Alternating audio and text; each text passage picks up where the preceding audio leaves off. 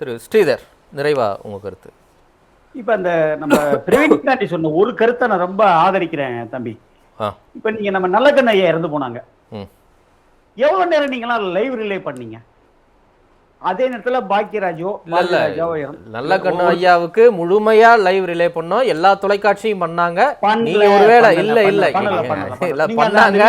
எடுத்து பாருங்க. இல்ல ஸ்ரீதர், இங்கதானே இருக்கேன் நானு, எனக்கு தெரியாதா? ஒரு ஷார்ட்ஸ் மாதிரி காட்டியிருக்கீங்க, அவ்வளவுதான். ஷார்ட்ஸ் எல்லாம் இல்லங்க, முழுமையான நேரலை நல்லக்கண்ண அவர்களுக்கு பண்ணணும். தவறான தகவலை பதிவு பண்ணக்கூடாது. சொல்லுங்க.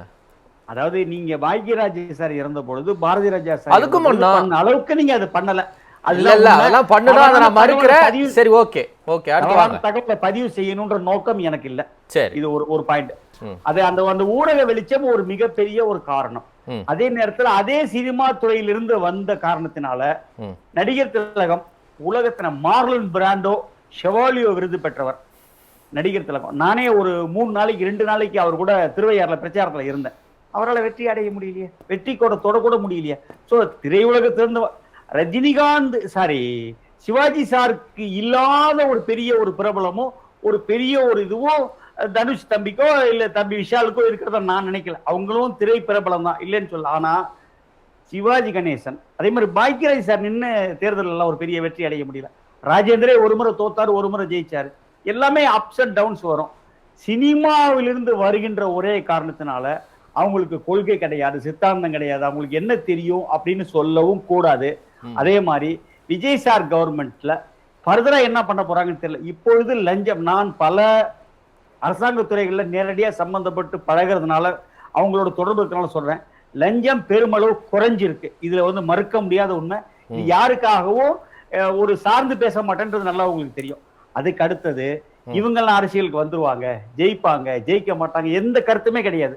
அந்த நேரத்துல மக்கள் ஒரு யார் சொன்னாங்க, எனக்கு அவரு ராஜகம்பீரன் சொன்னார் நினைக்கிறேன், இந்த கரபாமூச்சி கட்சின்னு ஒண்ணு வரும், அவங்க இவ்வளவு பெரிய ஒரு வெற்றி. அதாவது எனக்கு தெரிஞ்ச அந்த விவசாய சட்டத்தை மறுபடியும் வாபஸ் வாங்கினதை தவிர பிஜேபி எடுத்த ஒரே ஒரு கொள்கை முடிவு அவர் தர்மேந்திர பிரதான் ரெசிக்னேஷன் மட்டும்தான். எனக்கு தெரிஞ்ச அவங்க எதுலையுமே அவங்க they will never go back. But இன்னைக்கு அந்த ஒரு அதே ஜென்சி, அதே ஒரு மாணவர்கள் ஒரு எழுச்சி, அந்த ஒரு போராட்டத்துல ஒரு இவ்வளவு ஸ்ட்ராங்கா நின்ன அந்த ஒரு சென்ட்ரல் மினிஸ்டரை கண்டிப்பா அவங்க ரிசைன் பண்ணிட்டு பிரகலாத் ஜோஷிட்ட போர்ட்போலியோ கொடுத்துட்டாங்க. சோ மாற்றம் ஒன்றுதான் மாற்றம் இல்லாதது. எல்லாத்துக்கும் மாற்றம் வரும். எல்லாரும் யாரு வேணாலும் வரலாம் சார், ஜெயிக்கலாம். அந்த நேரத்துல மக்களுடைய மனநிலை இன்னைக்கு பழைய அரசியல்வாதிகள் எல்லாருக்கும் கொஞ்சம் போர் அடிச்சு போச்சு, எல்லாரையும் பார்த்தாச்சு. அதனால ஒரு மாற்றம் வேணும்னு நினைச்சிட்டாங்க மக்கள். நாளைக்கு விஜய்க்கும் இதே மாற்றம் வேணும்னு நினைச்சு வேற ஒருத்தருக்கு போகலாம். என்ன நடக்கும்னு கணிக்க முடியாது. எல்லாருமே கணிக்க முடியும்னு சொன்னா எல்லாருமே பெரிய ஆளாயிடுவாங்க. அதனால இந்த மாதிரி விஷயங்களை கணிக்க முடியாது. யார் வேண்டுமானாலும் வரலாம். பிரதீப் ரங்கநாதன் கூட முதலமைச்சரா வரலாம், வாய்ப்பு இருக்கு, இல்லைன்னு யாரும் மறுக்கிறதுக்கே இல்லை. எதிர்காலத்தை பத்தி இப்ப கணிச்சு சொல்றதுக்கு எந்த ஜோசிய காரணம் இல்லை. சொல்லுவாங்க உங்களுக்கு அந்த டைம் சரியா இருக்கு, டைம் சரியா இருக்குன்னு சொல்லிட்டு. பட் எது வேண்டுமானாலும் நடக்கலாம். இதுதான் உண்மை.